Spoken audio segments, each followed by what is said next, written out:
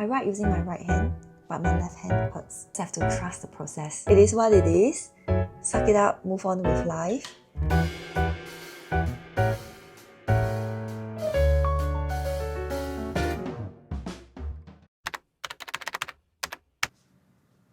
Hi everyone, welcome to my channel. Today I'm just gonna sit down and just give you a live update of what's happening to me. Yeah, so I've grabbed a coffee to accompany me. Yeah, so for those of you who have watched my recent Korean beauty haul video, you will have noticed that I've worn this black sleeve on my arm. And that's because I have some bruises on my arm that I didn't really want to focus in that video. But because in this video I'm going to talk about it, so I will probably show it to you guys later. So just a live update. For the past 1 month, I have been trying to recover from a nerve pain injury. I don't know how I did it, don't know when, where, how.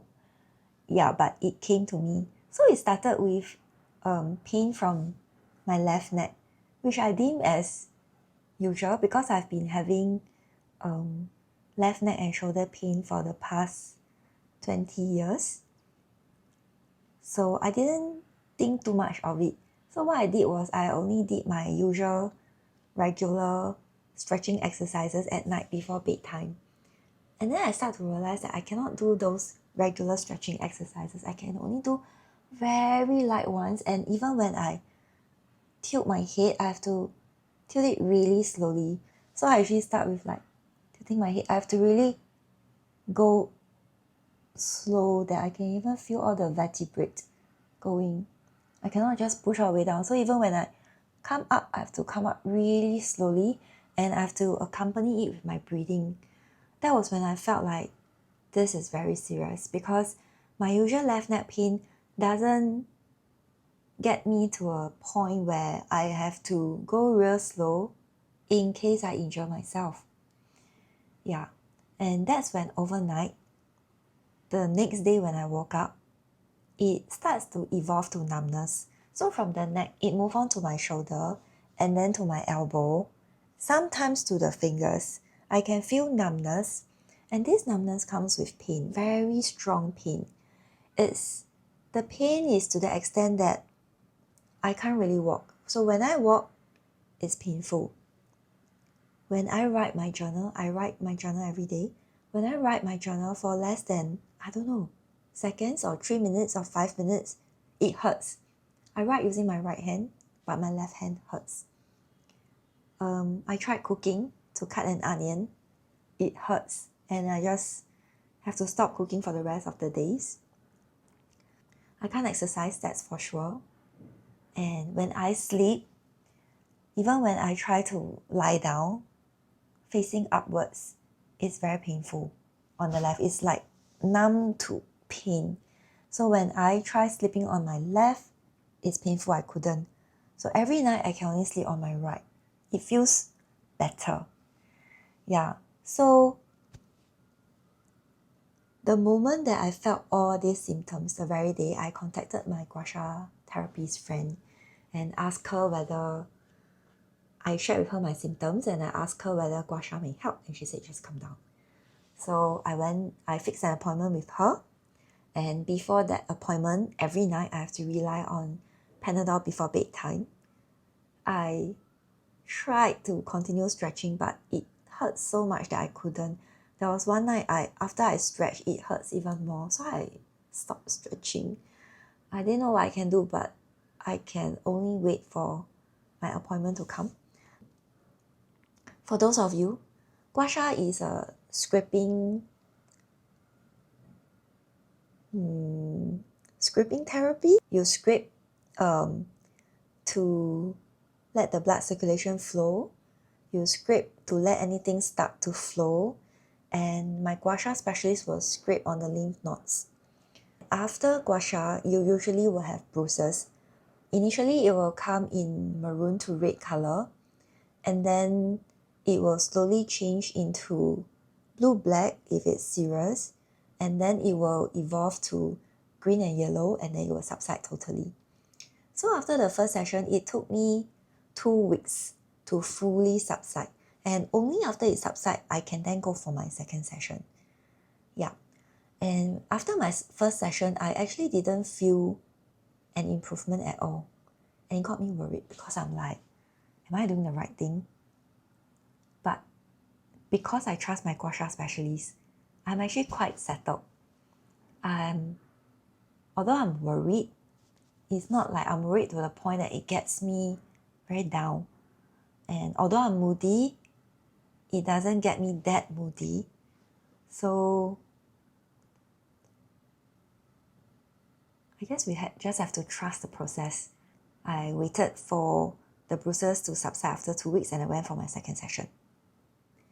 And after the second session, I did feel an improvement.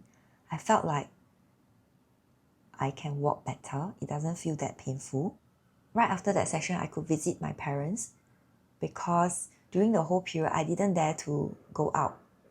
I only dare to go downstairs to have my meals, have a short stroll, and come back home. Or I probably take a few bus stops or one MRT stop to have a meal, have a coffee, and come back home. So I will not linger outside for more than 2 hours. I will come back home because it hurts. But on that day after second session, I planned to visit my parents, and I went, and all went well. I didn't feel like it hurts. I could laugh. I could walk. Yeah. And the bruises subsided after 1 week from the second session. And that night, I didn't have to rely on Panadol at all. I could sleep well throughout the night. I can write longer in my journal. I still didn't cook. I still didn't exercise. So what we did was every night hubby will apply ointment on my bruises to help it heal faster. So I got this ointment from Yuren that will create a warming sensation. Yeah. And we apply that like every day. Even though we do that every day, it took 1 week to subside. And then I just went for my third session yesterday. So yesterday after the third session, it felt painful on my way home. But this morning when I wake up, it felt so much better. So just to share, it looked so much better this morning when I wake up. Don't know whether you can see it on camera, but it has subsided a lot. This is how a gua sha bruises may look like. In a few days' time, it may turn differently. But right now, this is how it looks like. It looks okay. Yeah, but not sure in a few days' time what will happen. Because sometimes in a few days' time, this whole patch will turn to a big blue-black bruise. And this patch as well. So I'll monitor and see how it goes. Yeah. So that's for my recent life update that I wanted to share.